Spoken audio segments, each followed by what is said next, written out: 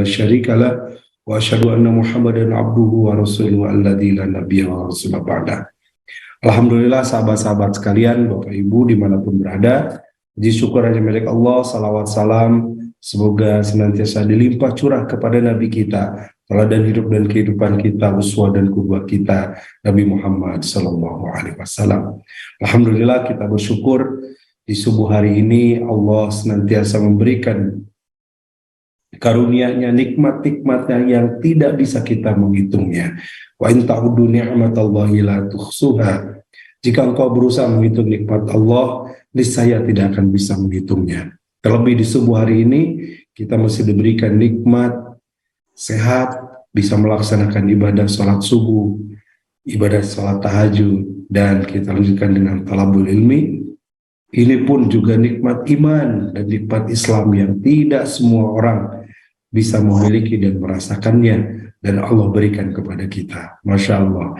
Nikmat ini mari terus kita syukuri dalam bentuk meningkatkan ketaatan kita kepada Allah, dan gerbang dari semua ibadah kita, gerbang dari semua pengabdian kita kepada Allah adalah dengan ilmu.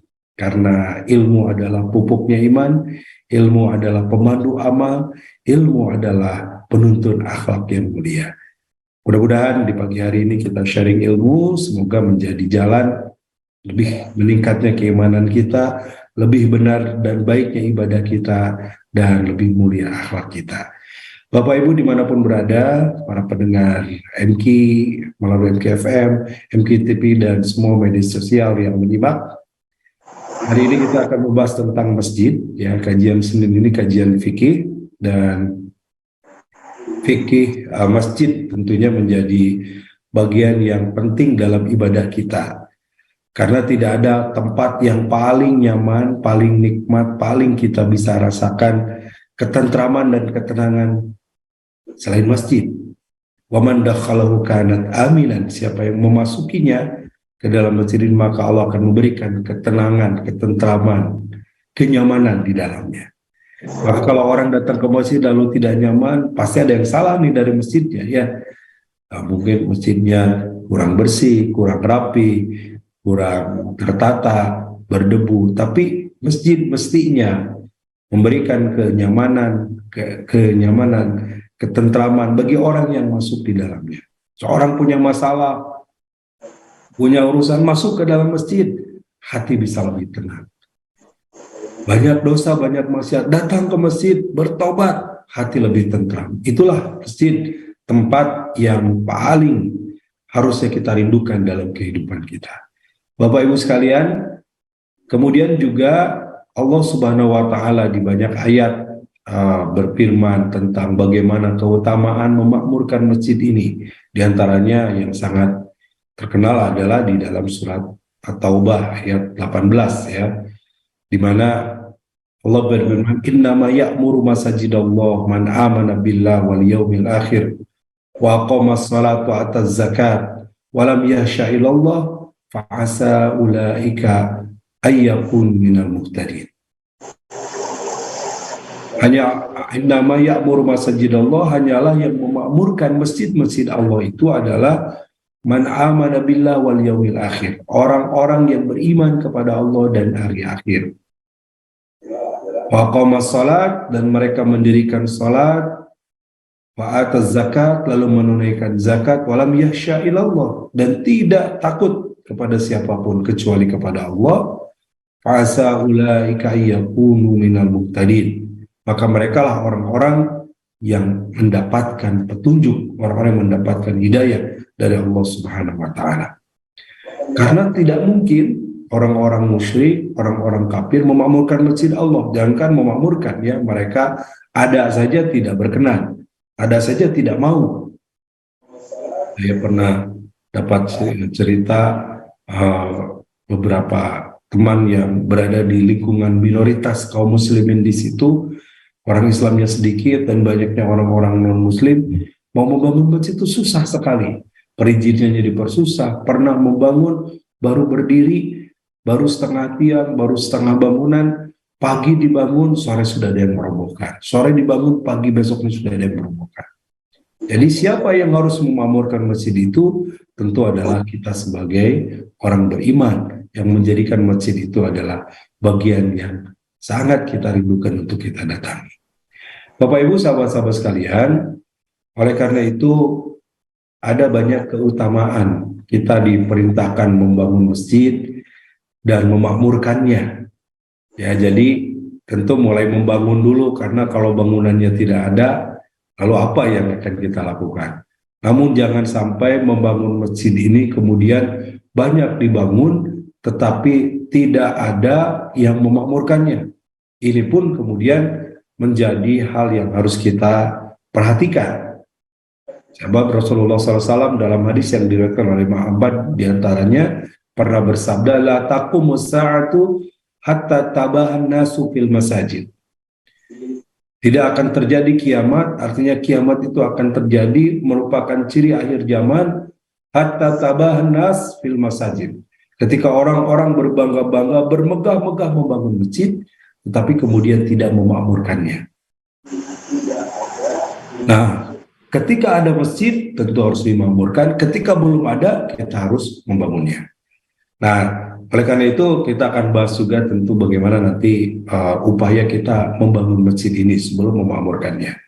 Ada sebuah hadis yang sangat terkenal, ya sangat masyhur tentang membangun masjid ini. Sering banyak para khotib atau bahkan saudara-saudara kita yang menggalang dana untuk pembangunan masjid. Ya, di dalam hadis yang diriwayatkan oleh Imam Ibnu Majah, Rasulullah SAW bersabda, man bana masjidan lillah kamab hasin qata famashatin qatatin aw asgara banallahu lahu baitan fil jannah. Man bana masjidan, siapa yang membangun masjid lillah, karena Allah, niatnya lillahi ta'ala, karena Allah, di jalan Allah, kamab hasin qatatin, walaupun hanya selubang tempat burung bertelur, aw asgara, atau lebih kecil dari itu, banallahu lahu baitan fil jannah, akan Allah bangunkan baginya rumah di surga. Apa maksudnya ya? Ada kalimat kamab hasiqatatin, seperti selubang tempat burung bertelur, atau mungkin bahasa kita mah sebesar kandang merpati. Ya, kandang merpati bisa dipakai sholat enggak ya? Tentu ini logikanya tidak masuk ya, karena merpati kan kecil banget gitu ya. Nah, menurut para ulama, maksud dari hadis ini, man bana masjidan at-tankir fihi lisyuyu'i fayadkhulu fihi al-kabir was-saghir. Merupakan isim nakirah, ya, tankir itu lisyuyu'i fayadkhulu fihi al-kabir was-saghir. Menunjukkan keumuman atau perintah untuk berlomba-lomba berusaha menjadi bagian membangun masjid, al-kabir was-saghir, baik yang besar maupun yang kecil. Ya, sebagaimana dalam hadis yang diriwayatkan oleh Imam Ibnu Majah ini, ya, diterima dari sahabat Anas, bahwasanya besar maupun kecil itu adalah bagian dari masjid yang kita bangun. Besar maupun kecil, semampu kita untuk bisa membangun, tapi membangun masjid memiliki keutamaan yang luar biasa. Apa keutamaannya? Bagaimana juga dalam hadis yang tadi, ya, Ibnu Majah dari Jabir, bahwasanya dibangunkan oleh Allah rumah di surga. Banallahu baitan fil jannah. Kalau kita melihat, ya, saya sedikit jalan-jalan kadang-kadang ke beberapa perumahan, ya, di sekitar rumah saya ada beberapa komplek perumahan yang besar. Kadang merenung, aduh ini rumah besar sekali, gimana penghuninya? Mungkin yang membayangkan kita yang rumahnya kecil, apalagi yang mungkin rumahnya RSSSS, ya, rumah sangat sederhana sekali sehingga susah selonjor gitu ya.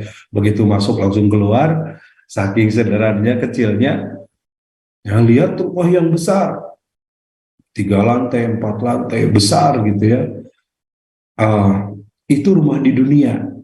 Itu yang kita bayangkan, oh ini rumah, sekedar rumah di dunia. Yang ketika penghuninya wafat, pemiliknya meninggal, udah nggak akan dibawa. Tidak mungkin, karena dia rumahnya megah besar ketika dikubur dengan rumahnya, gitu. Maka ketika dia wafat, sudah akan berpindah menjadi milik orang lain. Ketika dia meninggal, berpindah menjadi milik ahli warisnya, atau ketika dijual sudah atas nama orang lain sertifikatnya. Di dunia seperti itu, tetapi di akhirat nanti tidak terbayang indahnya, megahnya rumah yang Allah berikan kepada orang yang membangun rumah Allah ketika di dunia.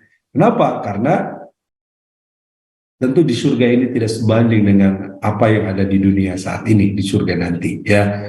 Nah, kita bayangkan, membayangkan dunia yang begitu indah saja sudah begitu kagum kita, padahal di surga nanti wala ainun ra'at wala udunun sami'at wala ainun ra'at wala udunun sami'at ya.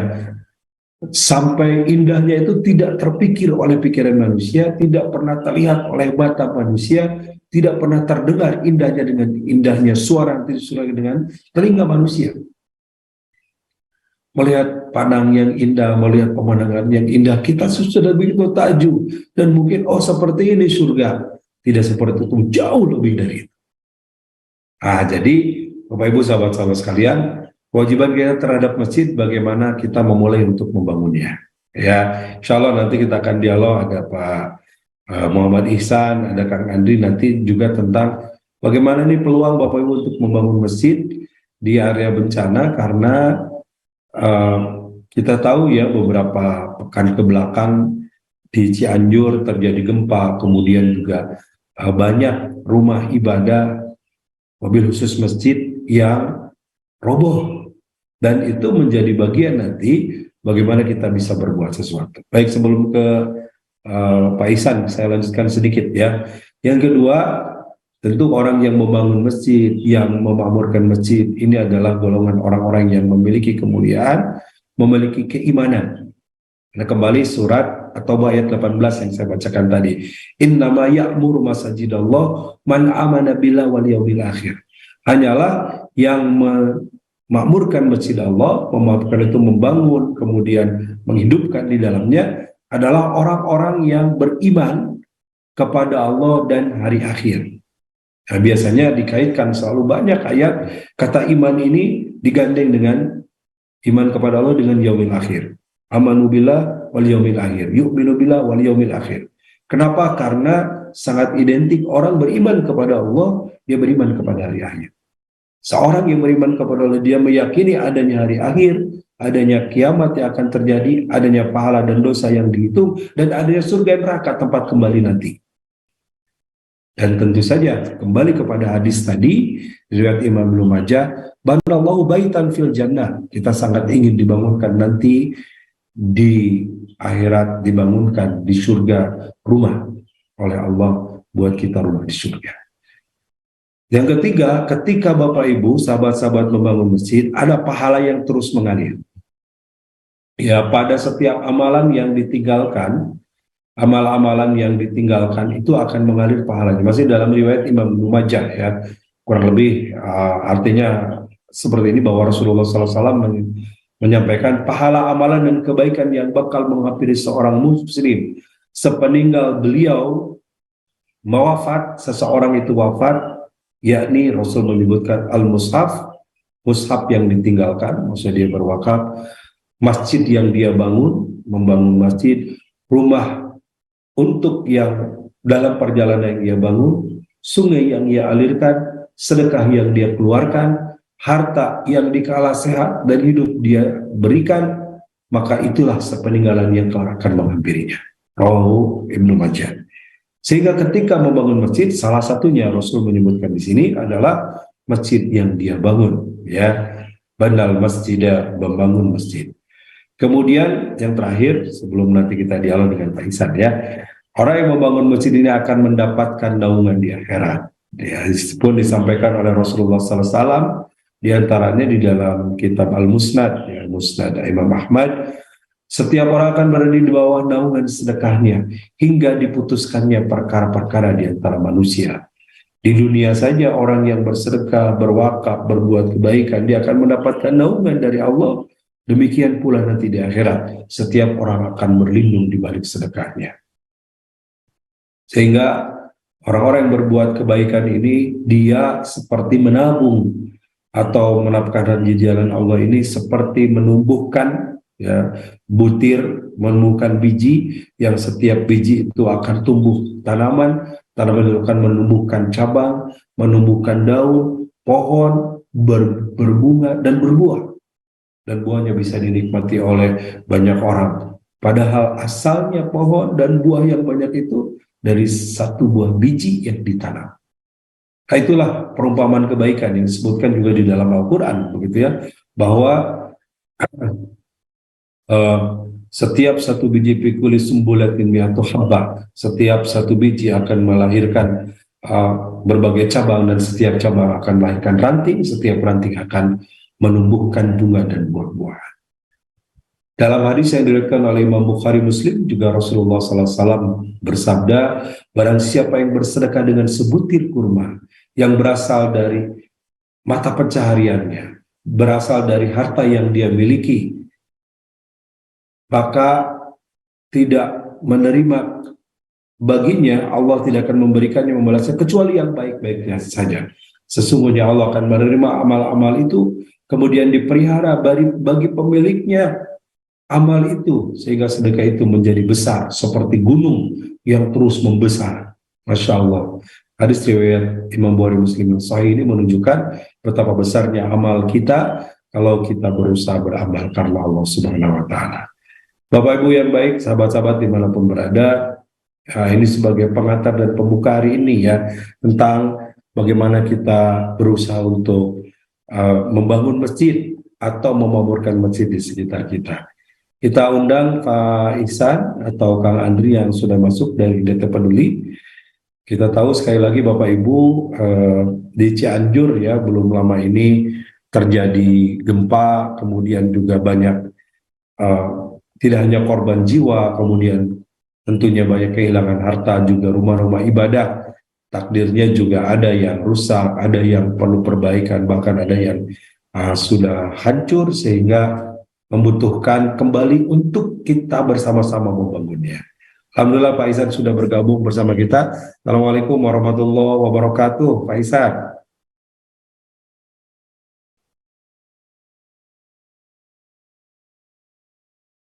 Belum ada suaranya.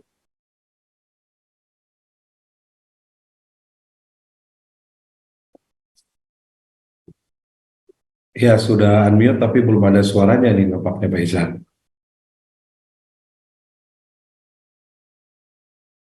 Sudah unmute tapi tidak ada suaranya. Mungkin handsfree-nya dibuka juga. Coba live pakai laptop langsung.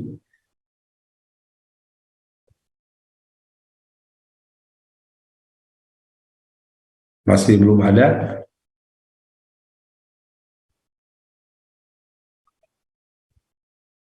Baik, kalau sudah ada silakan bisa berbunyi Pak Ihsan ya. Saya uh, saya lanjutkan dulu sambil menunggu Pak Ihsan bersuara nih. Pak Muhammad Ihsan mohon di unmute, tapi sudah unmute kalau lihat di sininya sih.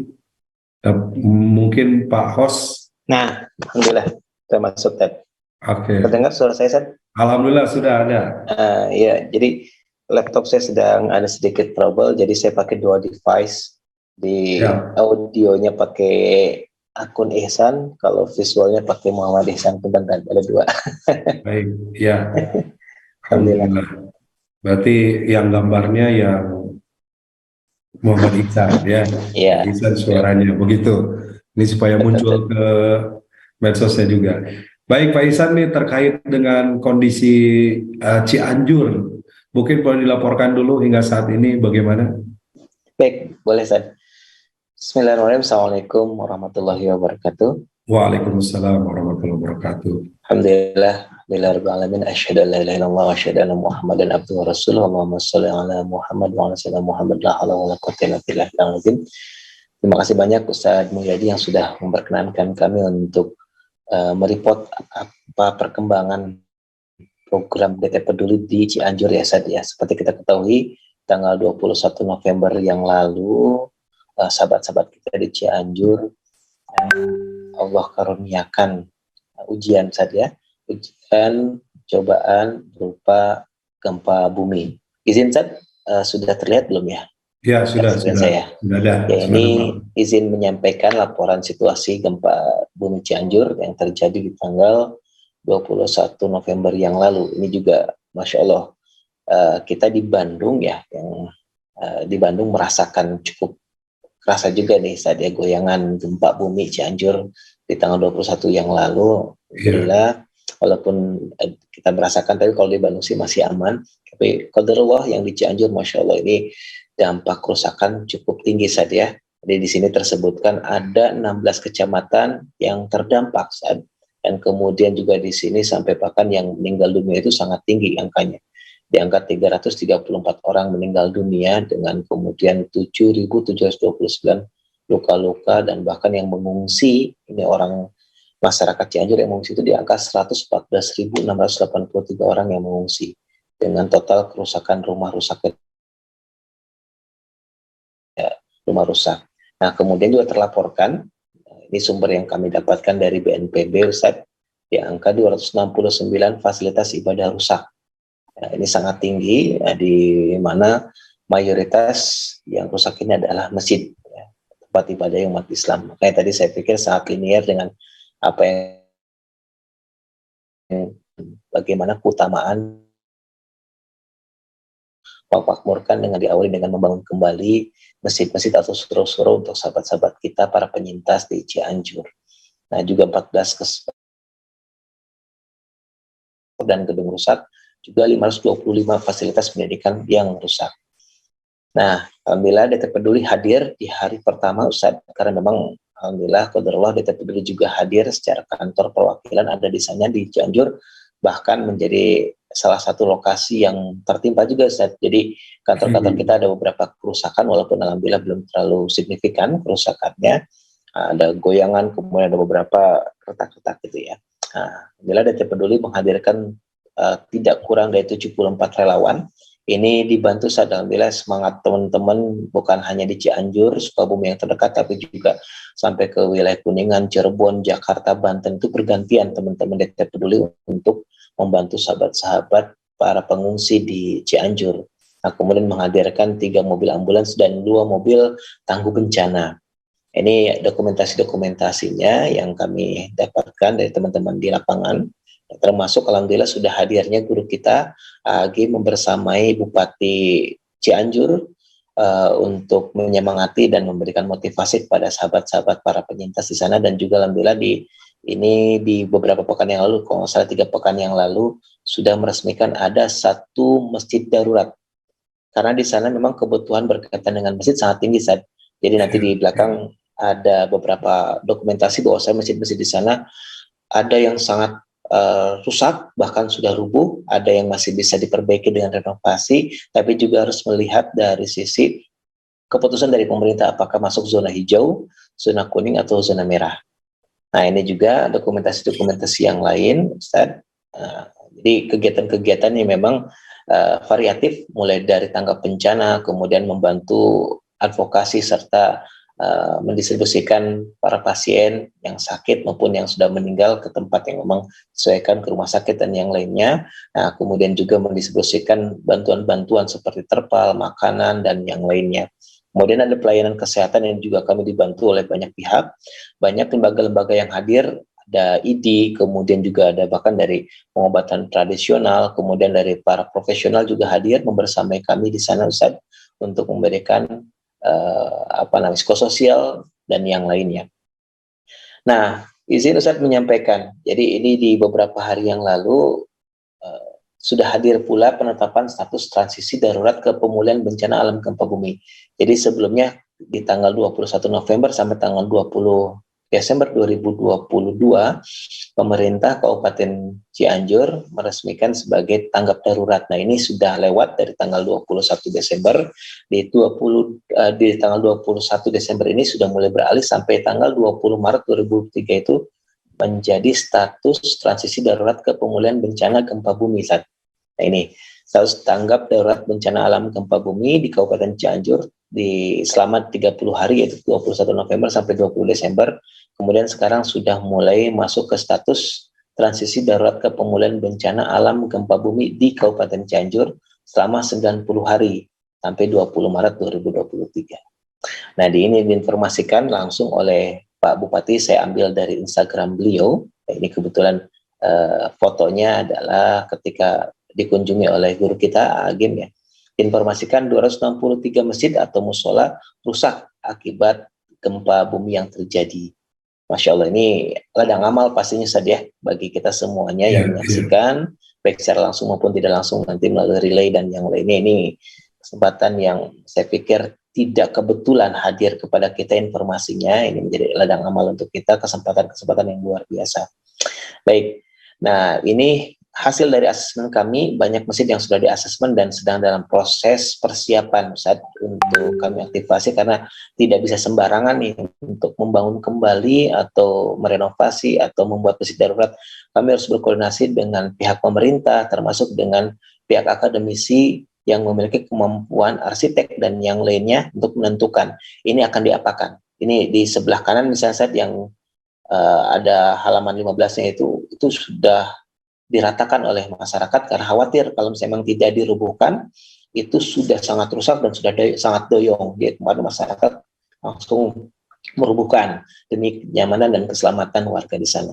Kemudian di sebelah kiri yang di nomor 14 ini rekomendasinya masih memungkinkan untuk renovasi karena memang retakan-retakan masjid yang hadir dan genting berjatuhan. Nah ini pun seperti tadi saya sampaikan di awal harus melihat apa menjadi rekomendasi dari pemerintah, apakah masuk wilayah tersebut zona merah, zona hijau, atau zona kuning. Kalau zona hijau masih memungkinkan untuk renovasi, nah, tapi kalau sudah zona merah bahkan harus direlokasi saja. Nah, tapi kalau misalnya zona hijau atau zona kuning tapi kemudian rusak total, rusak parah, berarti nanti kita akan ikhtiar untuk membantu masyarakat di sana untuk membangun masjid. Nah, ini yang nomor 16 pun sama, masjidnya sangat rusak. Nomor 19 pun sama. Ini cukup banyak masjid yang sudah kami asesmen saat, tapi kami terus mengkaji sambil terus melihat kemungkinan-kemungkinan mana yang segera akan kita coba ikhtiarkan. Karena memang di dalam satu postingan AA juga sudah menyampaikan guru kita, insya Allah kita akan mencoba sangat concern membantu masyarakat Cianjur dengan menghadirkan rumah ibadah ya masjid ini. Nah, ini adalah dokumentasi salah satu masjid darurat yang kita bangun saat di Cianjur di pos Tangguh di Bayabang. Ini kejadian foto dokumentasi sholat Jumat di sekitar 2 atau 3 pekan yang lalu ini. Ketika masjid sudah dibangun, Masya Allah, masyarakat sangat antusias. Yang awalnya mereka akhirnya pasca bencana itu sholatnya itu di halaman rumah, bareng-bareng, berjamaah segala macam. Nah, ini dengan masjid yang dibangunkan oleh DT Peduli jadi kekuatan sendiri. Di sini ada satu video saja. Menampilkan. Okay. Suaranya masuk tidak saja? Bismillahirrahmanirrahim. Assalamualaikum warahmatullahi wabarakatuh. Di Posko Tangguh di Kampung Bayabang, Desa Talaga, Kecamatan Cugenang, Kabupaten Cianjur. Alhamdulillah di Posko Pengungsian Penyintas Gempa Bumi Cianjur di sini. Ini suasananya, dan beberapa waktu lalu sudah diresmikan langsung oleh Kiai Haji Abdullah Gimnastiar Agim, Masjid Darurat Darut Tauhid. Di sini menjadi pusat peribadahan, dari mulai sholat berjamaah, dari belajar mengaji, kemudian juga dari banyak kegiatan lainnya. Sini juga sudah ada MCK-nya. Kemudian sekarang diaktifasi juga sebagai sekolah darurat. Ini sedang beraktivitas adik-adik kita di sini.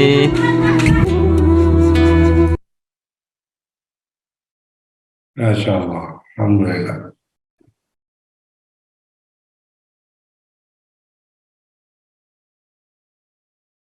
Pak Izan hilang lagi suaranya karena ke-mute tuh yang ininya. Oh iya, punten Ustaz. Ya, betul Ustaz.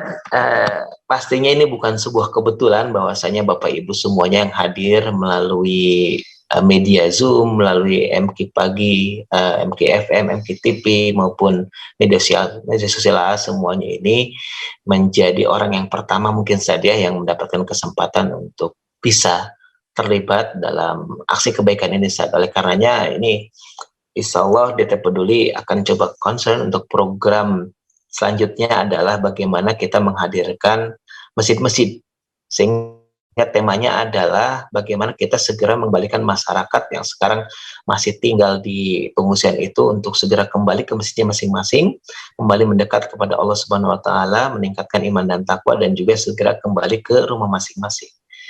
Bangun cepat 100 masjid, ikhtiar mengembalikan masyarakat terdampak untuk semakin mendekat kepada Allah Subhanahu wa taala. Nah, ini bangun cepat 100 masjid ini nanti kami akan membuat 3 kategori, Ustadz. Masjid sementara yang sifatnya memang sebagai jembatan untuk menghadirkan masjid utama ya, sambil melihat kondisi dan pergerakan keputusan dari pemerintah, wilayahnya wilayah hijau kah, kuning kah, atau merah gitu ya, karena memang tidak bisa sembarangan kami bergerak, harus melalui asesmen yang lengkap. Kemudian masjid renovasi yang sekiranya memang masih memungkinkan untuk direnovasi. Kemudian yang terakhir juga nanti kami akan mencoba ikhtiar ya bersama masyarakat di sana untuk masjid bangun kembali. Nah itu Ustadz, jadi bismillah kita akan sangat konsen di sana. Nah, ini satu video yang izin saya ambilkan, ini penyampaian dari Bupati Cianjur, Ustadz Haji Herman Suherman ya. Ini sebagai motivasi kita untuk kesempatan ladang amal untuk kita sepunten. Assalamualaikum warahmatullahi wabarakatuh. Alhamdulillah, saya Haji Herman Suherman, Bupati Cianjur, mengaturkan terima kasih kepada Darut Tauhid Peduli sudah menjadi bagian pemulihan pasca bencana gempa bumi.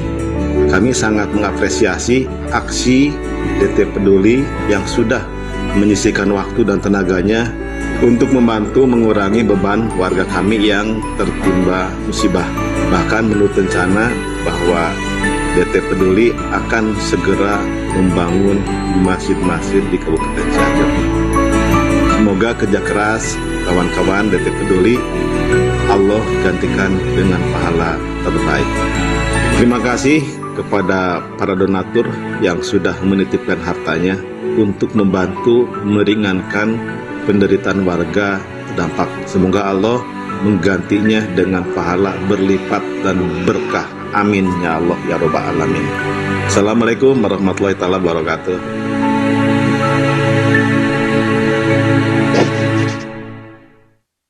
Alhamdulillah, itu Ustaz yang bisa saya sampaikan Ustaz. Terima kasih Pak Ihsan. Alhamdulillah. Bapak Ibu dimanapun berada, ini informasi sekaligus tentunya ladang amal juga ya tadi sampaikan Pak Ihsan. Mudah-mudahan kita menjadi bagian yang tidak terpisahkan, menjadi bagian yang tidak melewatkan kesempatan ini. Kalau kita kembali kepada tadi beberapa dalil, beberapa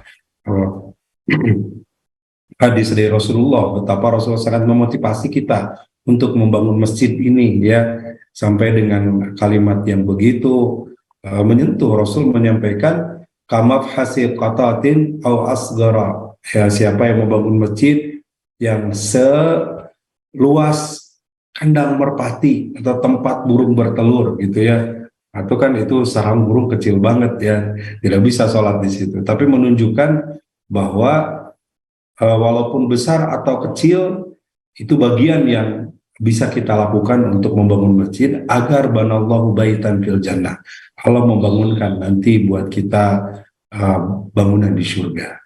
Begitu Bapak Ibu, silakan yang akan bergabung, kita masih banyak waktu, ada 20 menit ke depan, bisa bertanya ke Pak Ihsan atau melalui chat juga boleh, atau juga insya Allah melalui medsos yang lain ya boleh, nanti dibantu oleh teman-teman untuk melakukannya atau untuk menghimpunnya. Baik Pak Ihsan, mungkin dari saya ini tadi ada 3 kategori ya, ada masjid sementara, kemudian ada masjid renovasi, dan masjid bangun kembali. Nah, ini artinya peluang ladang amalnya beda-beda gitu ya. Dan tentu saja ada angka yang secara hitungan matematis harus dihitung nih. Jadi sebenarnya berapa yang dibutuhkan. Ini bukan berarti mau bayar nih, nanya berapa. Tapi berapa yang dibutuhkan nih, sehingga mungkin kita bisa reongan gitu ya, bisa membantu semampu kita, atau bisa jadi ada yang saya mau langsung ngambil satu masjid. Waduh, mantap itu ya. Karena ternyata darurat itu hanya 40 juta misalkan. Itu siap, ada. Nah, boleh juga nampaknya Pak Ihsan seperti itu ya. Masya Pak Allah. Ihsan, nih gimana nih Ya, per alhamdulillah betul programnya? Ustadz. Ini menjadi penyemangat juga untuk kita semuanya. Jadi ada beberapa korporasi juga yang sudah confirm ke kami untuk menghadirkan masjid sementara. Jadi sebagai informasi, kita belajar dari kejadian bencana juga di Lombok, kemudian di Palu atau Pasigala, Ustadz ya. Bahwasanya memang untuk kembali membuat normal seluruh pasca bencana ini membutuhkan waktu yang cukup lama, tidak sebentar, Ustaz. Betul, Bahkan betul. bisa lebih dari 2 tahun, 3 tahun. Bahkan yang di Sukabumi saja, kejadian bencana yang pergeseran tanah di tahun 2019, itu ada sekitar 125-an sampai 130-an masyarakat sampai saat ini masih tinggal di hunian sementara, Ustaz. Itu di Sukabumi yang dekat dengan Cianjur. Nah, sama di Lombok pun, di Palu belum selesai semua tuh. Oleh karenanya memang membutuhkan waktu cukup lama, sehingga mekanisme untuk masjid ini kami membuatkan ada tiga jenis skema. Yang pertama adalah masjid sementara ini memang disiapkan. Yang penting segera masyarakat itu jangan sampai momentum ini terlewatkan begitu saja. Jadi kami meyakini bahwasanya ketika terjadinya musibah atau ujian seperti ini adalah momentum kita untuk membersamai masyarakat untuk semakin mengenal Allah Subhanahu Wa Taala, Ustaz. Semakin memahami sunnah-sunnahnya dan yang lainnya, sunnah Rasulullah SAW, sehingga kita membersamai masyarakat untuk semakin dekat dengan Allah. Makanya tadi kegiatan-kegiatan di masjidnya pun bukannya sebatas membangun masjid, tapi juga membersamai mereka, bahkan menghadirkan tadi sekolah sementara, sekolah darurat, dan yang lainnya.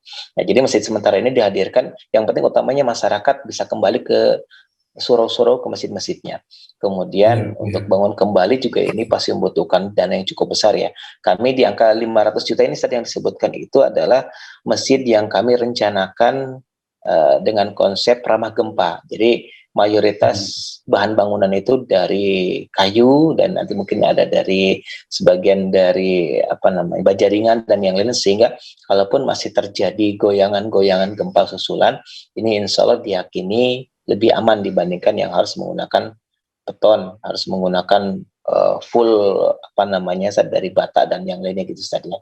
Jadi ikhtiarnya ini nih, kalau untuk masjid sementara dari kemarin yang sudah kami lakukan di angka 40 juta Ustaz, dari mulai pembangunan dengan luas 8x8, kemudian sudah lengkap itu, berikut dengan nanti ada MCK, kemudian ada juga perlengkapan masjid seperti karpet, kemudian juga ada toa dan yang lainnya gitu ya, untuk mengingatkan atau menginformasikan waktu sholat sudah datang. Kemudian renovasi masjid ini sebetulnya masih perkiraan, karena memang terus berkoordinasi. Kami juga akan dibantu dengan teman-teman arsitek dari ITB Ustadz untuk uji kelayakannya, apakah layak untuk direnovasi dan kemudian kira-kira berapa. Dan seluruh kegiatan pembangunan masjid ini kami berharap dan kami ikhtiar untuk melibatkan para penerima manfaat, dalam hal ini masyarakat Sukabumi secara langsung sebagai penyintas, sebagai orang yang terdampak, untuk terlibat dalam pembangunan masjid.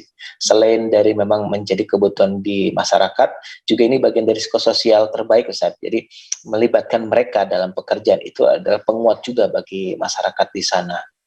Nah, jadi sehingga di sisi lain secara cost untuk jasa dan yang lainnya mungkin bisa kita kurangi gitu ya, tetap dengan teman-teman nanti ada untuk makan, kebersamaan dan yang lainnya, penguat-penguat ekonomi, tapi secara umum bisa lebih ditekan sehingga ini bisa kebersamaannya bisa sangat, sehingga sense of belongingnya, harapannya begitu Ustaz, rasa kepemilikan terhadap masjid ini akan sangat kuat ke depannya, sehingga tidak ditinggalkan, bahkan dimakmurkan terus. Itu Ustaz ya, harga-harganya ini sudah berkiraan Ustaz. Jadi yang pertama ini masjid darurat ya, atau masjid sementara 40 juta nih bagi yang akan langsung bergabung untuk membangun masjid darurat.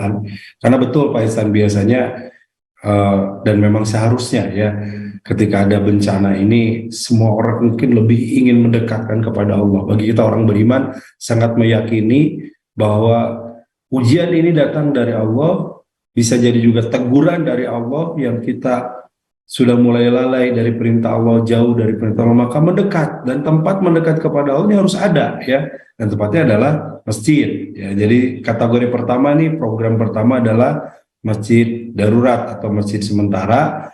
Silakan Bapak Ibu, tapi kalau nggak ada 40 juta boleh juga berapapun nih Pak Ihsan ya. Boleh Ustaz, betul, tidak terbatasi, harus seberapanya gitu Ustaz ya. Jadi boleh rereongan, bebarengan, atau bahasa keren anak-anak mudanya mah patungan gitu Ustaz ya. Patungan ya.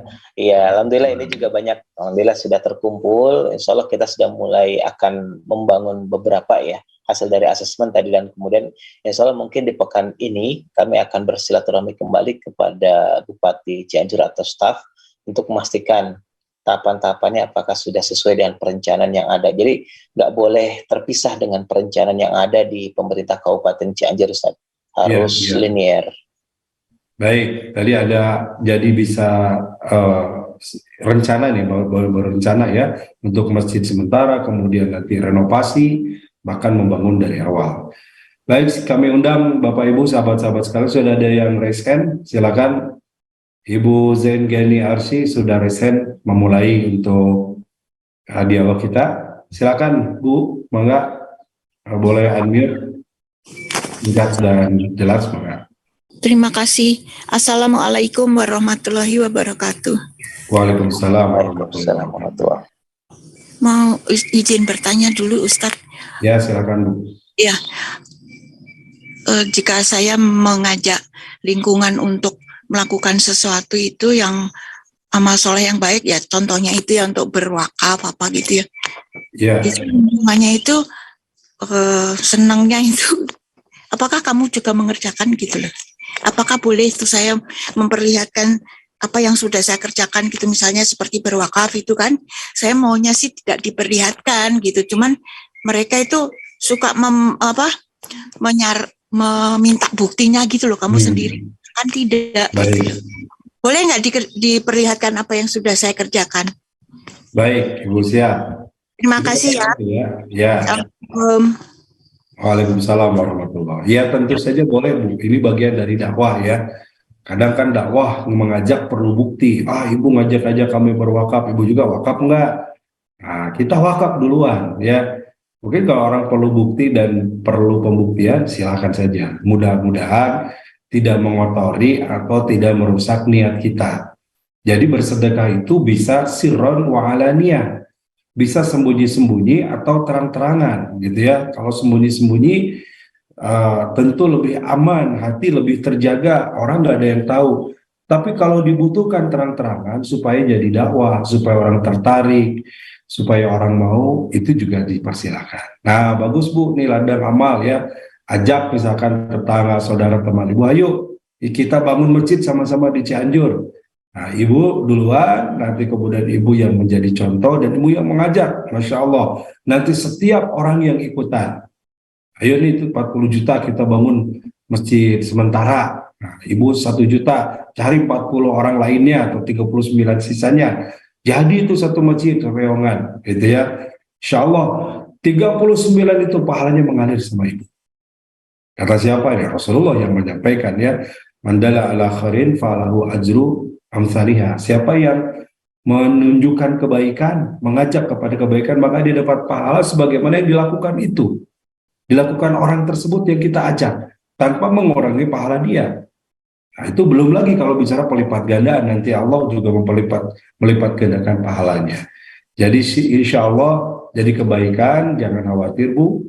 Ayo ajak sebanyak mungkin saudara, teman, tetangga, kerabat untuk bisa berwakaf. Mumpung ini ada program 100 membangun 100 masjid dari Data Peduli. Begitu ya. Silakan Zaki Okta sudah raise hand juga. Boleh unmute, silakan. Assalamualaikum warahmatullahi wabarakatuh, Ustaz. Waalaikumsalam warahmatullahi wabarakatuh. Kang Zaki dari mana nih? Dari Banten, Ustadz. Banten ya, Banten tuh Banten ya, provinsi Banten sekarang. Oh ya, silakan. Wanayasa, Serang. Serang, Banten. Ya, silakan pertanyaannya atau mungkin boleh kesan atau pesan atau informasi lain silakan. Maupun ada juga Pak Ihsan dari Data Peduli. Silakan, Kang Zaki. Misalkan kita sedekah kepada anak yatim gitu, kepada semua minta doanya sama para ustadz gitu. Setelah itu kita ya pernah dipasang ke status atau enggak gitu. Apa itu pahala sedekahnya itu mengurangi atau enggak? Kan kita kan cuma sekali-kali doang gitu kali untuk mengajak orang gitu biar pada sedekah, biar pada mendapatkan pahala gitu, Ustadz. Baik. Baik. Ya, dipahami pertanyaannya. Terima kasih, Kang Zaki ya. Alhamdulillah. Baik, Jadi Ustadz bagaimana Mulyadi. nih kita bersedekah tapi sedekahnya dibilang-bilang pakai pasang status dan sebagainya ya. Jadi sekali lagi urusan kita bersedekah, urusan kita beramal soleh itu sebenarnya urusan kita dengan Allah, gitu ya. Urusan kita dengan Allah. Maka orang tahu, orang tidak tahu itu mestinya tidak menjadi fokus kita, tapi fokus kita agar amal kita diterima Allah. Itu yang pertama ya. Nah, tapi kalau kemudian itu bisa menjadi dakwah, bisa mengajak orang, bisa memotivasi orang untuk berbuat kebaikan yang sama, maka silakan.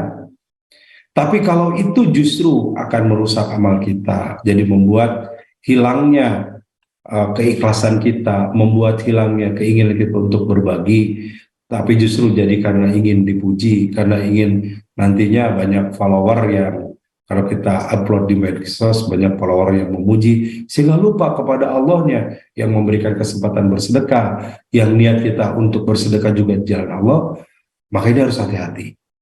Ya, kalau belum sanggup atau belum bisa menjaga hati, ya jangan di upload di medsos, jangan diangkat, jangan diviralkan, jangan di up sehingga khawatir mempengaruhi atau bisa merusak hati kita.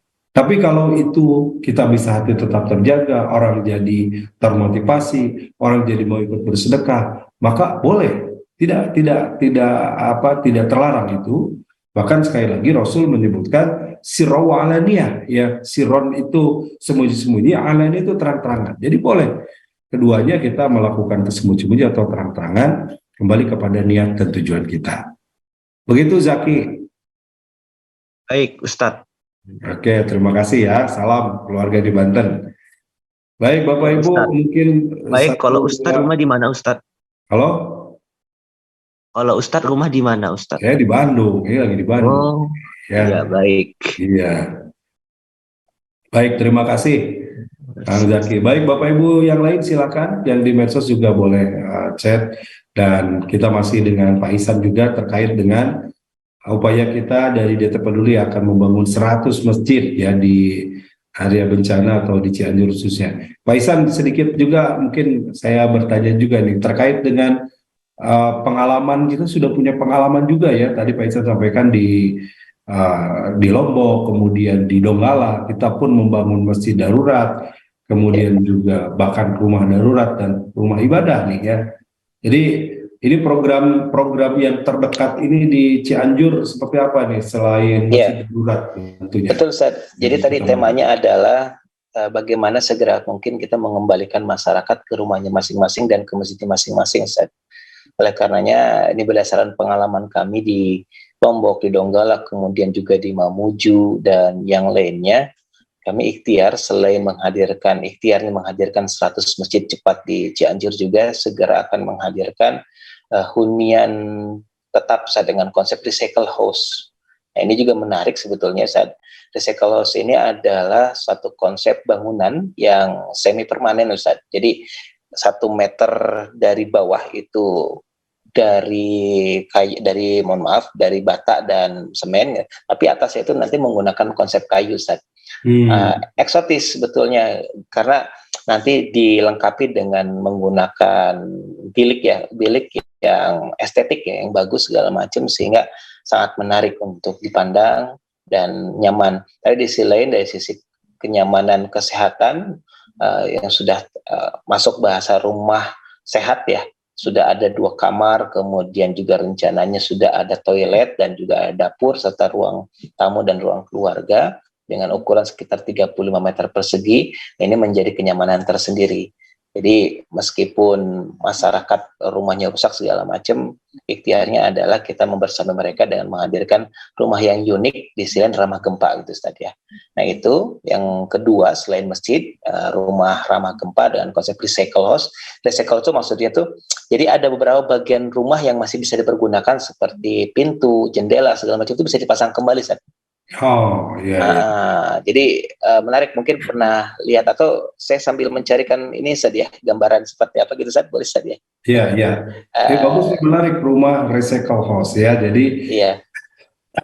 dibuat baru, tahan gempa, tapi yang lamanya masih bisa dimanfaatkan,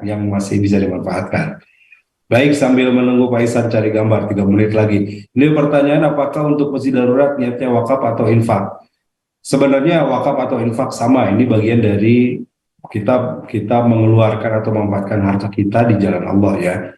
Nah, hanya tentu kalau wakaf harus ada kejelasan bahwa tanah itu adalah diniatkan wakaf, sehingga nanti membangun.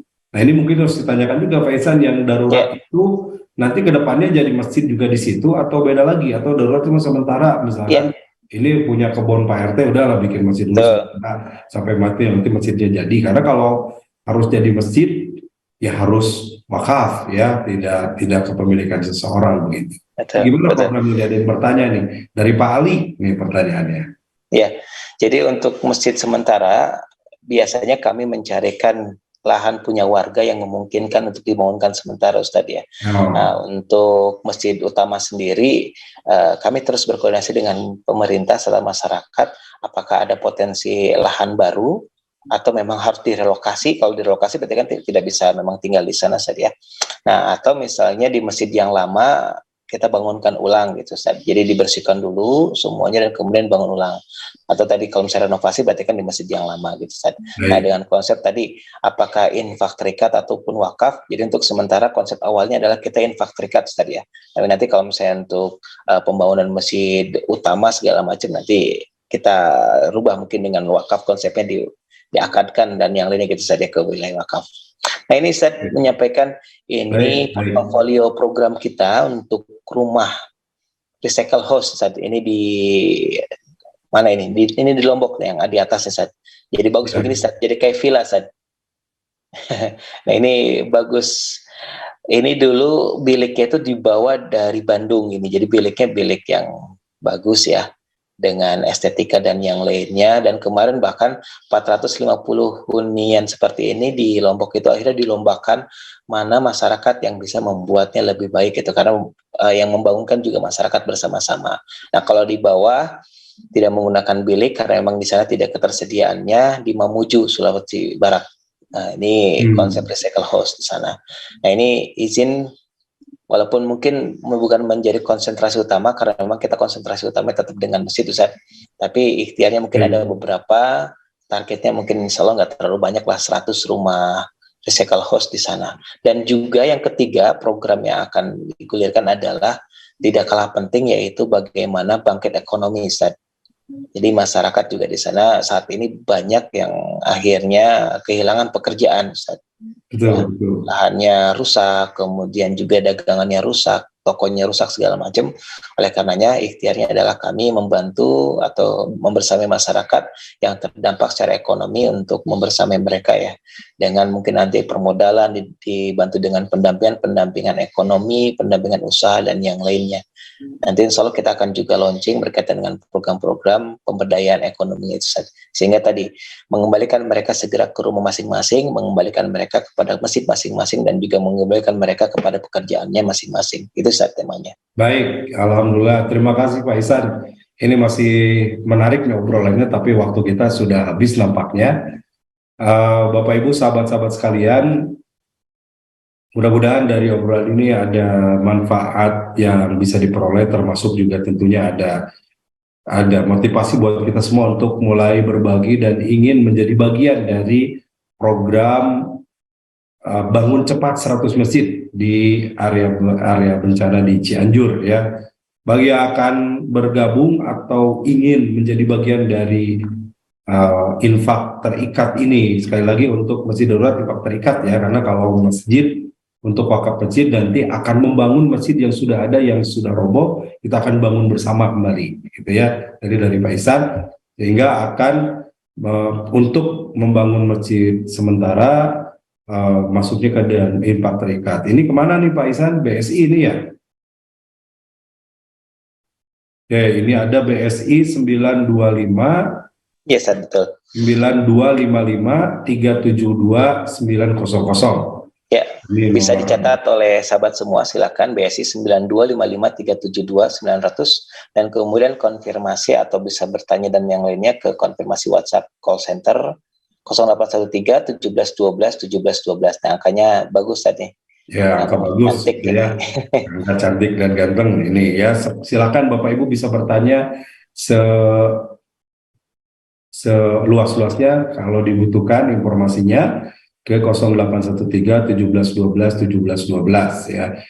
Baik Bapak Ibu, Pak Ihsan, terima kasih atas kesempatan waktunya, dan dimanapun berada, semoga sekali lagi tidak sekadar jadi informasi yang lewat bagi kita, tapi menjadi bagian yang bisa kita ikhtiarkan untuk kita bisa bergabung ya, sekecil apapun. Kalau nggak bisa sebesar satu bangunan masjid tadi ya, seberapapun lah, sesuka-suka kita bahasanya, semampu kita, karena Rasul tadi menggambarkan walaupun sebesar membangun masjid ya, walaupun sebesar tempat burung bertelur atau sebesar sarang burung gitu, maka Allah akan ganti bangunkan rumah di surga. Ini menunjukkan bahwa besar kecilnya itu sangat tergantung dari kemampuan kita, tapi yang penting mari kita dengan ikhlas membantu, dan mulai untuk berniat saat ini, mulai membantu dan bisa transfer ke nomor yang tadi disampaikan. Bapak Ibu bisa menjadi bagian dari membangun masjid 100 masjid di Cianjur ini. Terima kasih Bapak Ibu. Mohon maaf atas segala kekurangan. Aku qouli hadza wa astaghfirullah li wa lakum.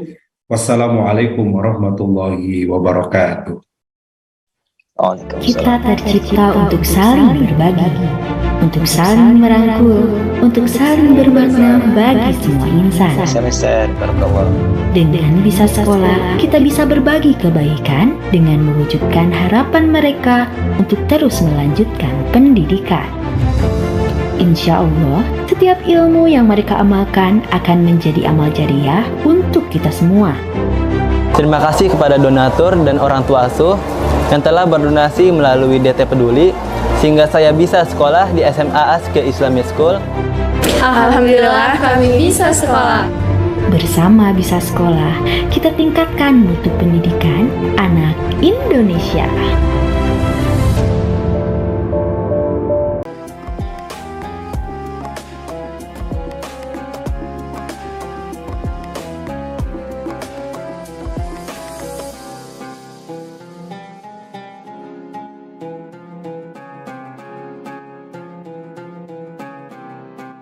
Jangan lupa, saya bilang sekalian, terus berlangganan di Darut Tauhid Official.